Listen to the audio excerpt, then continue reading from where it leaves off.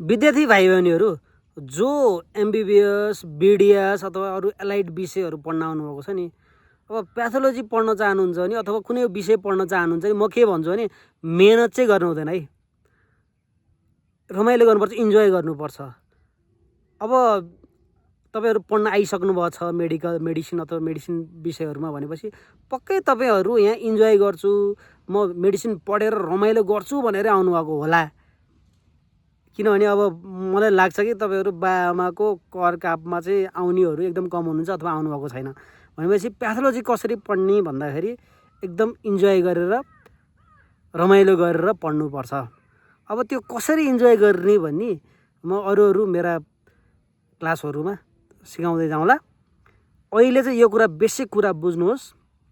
एउटा रमाइलो गर्ने तरिकाहरू अथवा त्यसमा इन्जोय गर्ने तरिकाहरू खोज्नुहोस् र त्यो कसरी इन्जोय गर्ने भन्ने अरू क्लासहरूमा म सिकाउँला।